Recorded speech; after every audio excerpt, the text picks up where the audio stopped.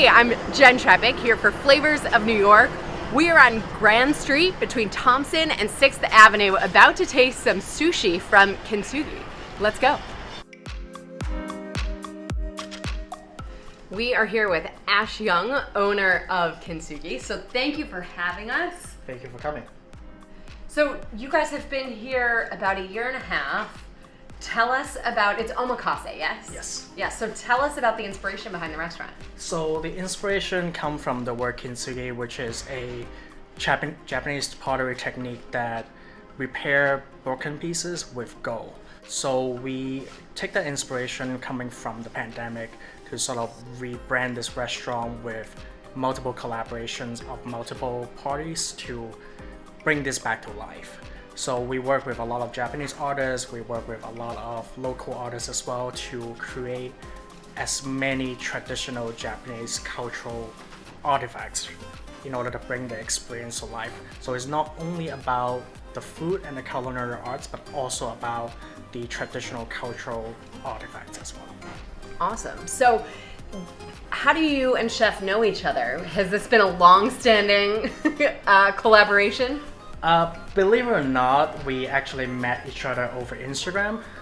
We have been chatting with each other about sushi for at least 4 years, 4 to 5 years. And we sort of find out that I am opening a restaurant and he is actually a working sushi chef in the city for many years, and we sort of come together and be like, why not? Like, bring together everyone who is passionate not only about Japanese culture but also about sushi to open this restaurant. So when you say artifacts, it's like our sake glasses, yeah, right? And I noticed the plates. Where else do we see the artifacts here? So every year we commission and collaborate with a different artist to work on a different kind of either modern or traditional Japanese art. So first year we worked with Petsu on this graffiti that's on the blind that you can see right outside the street. The second year we worked with a traditional hand dyeing company for some traditional Japanese Norin screen, which is displayed all over our restaurant. And then this year we work with two pottery artists located in Chicago area, and they created these pieces for us. Hi, I'm Chef Victor Chen, and now I'm going to prepare you the akamutsu sushi.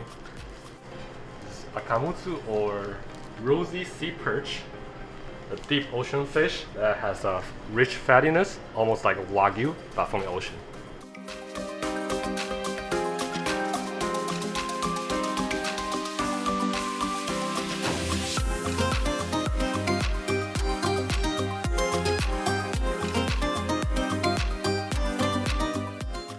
All right, so I am super excited. Tell me, what are we trying first?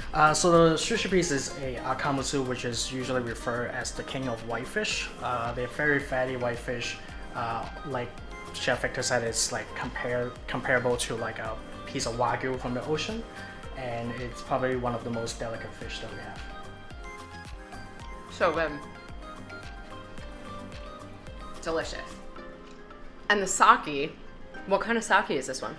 So this particular one is called Hiyaoroshi, which stands for Sleeping Beauty. We work with one of the best sake suppliers in the country, and they provide us the best sake from every single province in Japan. So every season we change the sake menu, just like how we change the menu for the sushi on a frequent basis, and it's really depending on what the market have offered the best at the time being. All right, so tell us what this one is. So this is a kohada, which is a grizzly shad. It's a very traditional Japanese sushi, which is only purpose is to serving omakase sushi. You basically evaluate how good a sushi chef is based on that piece. So if there's any piece of sushi to look out for, that will be the piece in any omakase place. Excellent, chef.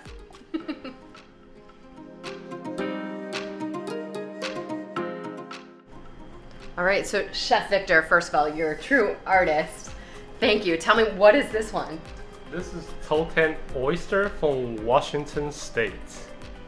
It's one of the most creamiest oyster that I found. It's matched with the sushi rice.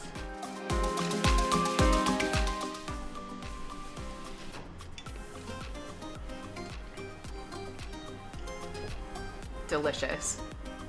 So I noticed we're sitting very close to Chef when he's preparing and even to each other. Is this intentional? Tell us about it. Absolutely. So we intentionally make the customer as close to us as possible because omakase is all about developing a relationship with the chef. The more that you talk to the chef and the more that you tell us what you like, what you don't like, we can tailor the experience closer to how your palate experience the whole restaurant, right? We can tailor your dietary restriction, we can tailor some of the tasting, the seasoning, and even in sake pairings, we can make sure that the flavor profile matches what you like. And you have a variety of omakase options, correct? Tell us about sort of the range of the experience. So we have actually 4 different types of omakase. We have sort of like an entry level for people who are not comfortable spending a large sum of money on omakase yet to sort of try it out. And we also have multiple upper tiers that showcase more of the seasonal pieces as well as showcasing more technique-driven items.